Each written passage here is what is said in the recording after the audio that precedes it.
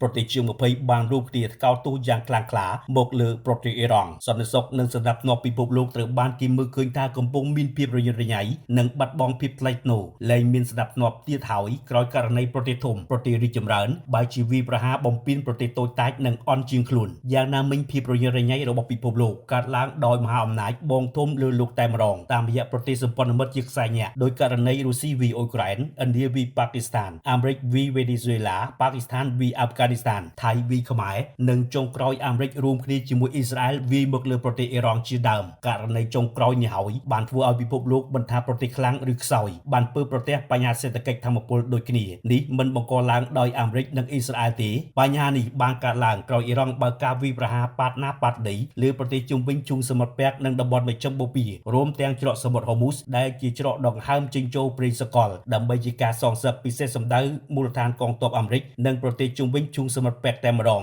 សង្គ្រាមបង្កឡើងដោយអ៊ីស្រាអែលអាមេរិកទៅលើប្រទេសអ៊ីរ៉ង់បានឈានចូលដល់សប្តាហ៍ទី3ហើយសង្គ្រាមនេះមិនងាយចប់ឡើយដោយអាមេរិកនិងអ៊ីស្រាអែលនៅតែបន្តវាយប្រហារទៅលើឃ្លាំងស្តុកប្រេងរបស់អ៊ីរ៉ង់ខណៈអ៊ីរ៉ង់ក៏បានតបសងសឹកវិញគ្មានញញើតលើទីតាំងឃ្លាំងស្តុកប្រេងសកលនិងកប៉ាល់ពាណិជ្ជកម្មឆ្លងកាត់ច្រកសមុទ្រហូមូសរួមនឹងការបញ្ជូនកងទ័ពជាង60,000នាក់បន្ថែមទៀតនៅថ្ងៃអាទិត្យទៅការពារនិងធ្វើសង្គ្រាមនៅច្រកសមុទ្រហូមូសផ្ទាល់តែម្ដងក្រោយខ្លាមជ្ឈិមបូព៌ាអ៊ីរ៉ង់ធ្វើសកម្មភាពរបៀបអ្នកមែនកំដរប្រទេសអ្នកលេងបែបនេះស្រាប់តែប្រទេសជាង20នៅថ្ងៃអាទិត្យចុងសប្តាហ៍នេះរួមគ្នាថ្កោលទោសយ៉ាងខ្លាំងចំពោះការវាយប្រហារនាពេលថ្មីនេះដោយអ៊ីរ៉ង់លើនាវាពាណិជ្ជកម្មដែលគ្មានអាវុធនៅក្នុងឈូងសមុទ្រពាក់ការវាយប្រហារលើហេដ្ឋារចនាសម្ព័ន្ធស៊ីវិលរួមទាំងទីតាំងប្រេងនិងអូស្មန်និងការបិទច្រកសមុទ្រហូមូសដោយកម្លាំងឆ្មាំបដិវត្តអ៊ីរ៉ង់ប្រទេសដែលចូលរួមនៅក្នុងការថ្កោលទោសនេះភាគច្រើននៅអឺរ៉ុបក៏ប៉ុន្តែមានអារ៉ាប់រួមនិងបារ៉ែនផងដែរទន្ទឹមនឹងការថ្កោលទោសប្រទេសជាង20នេះក៏បានបង្ហាញអំពីការត្រៀមខ្លួនដើម្បីចូលរួមចំណែកនៅក្នុងការខិតខំប្រឹងប្រែងដើម្បីធានាទៅដល់ការឆ្លងកាត់ដោយសុវត្ថិភាពតាមរយៈច្រកសមុទ្រនេះផងដែរ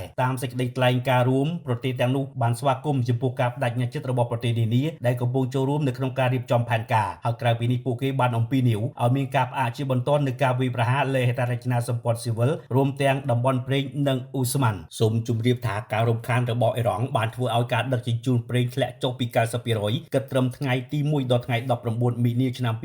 2026ហើយការបិទច្រកសមុទ្រហូមូសដែលជាធម្មតាប្រេងនិងអូស្មန် 20% របស់ពិភពលោកបានឆ្លងកាត់និងវាយប្រហារជាច្រើនលើកច្រើនសារលើហេដ្ឋារចនាសម្ព័ន្ធប្រេងអូស្មန်នៅតំបន់មជ្ឈិមបូព៌ាទាំងមូលបានធ្វើឲ្យតម្លៃថាមពលប្រេងកើនឡើងយ៉ាងខ្លាំងរហូតមកដល់ពេលនេះ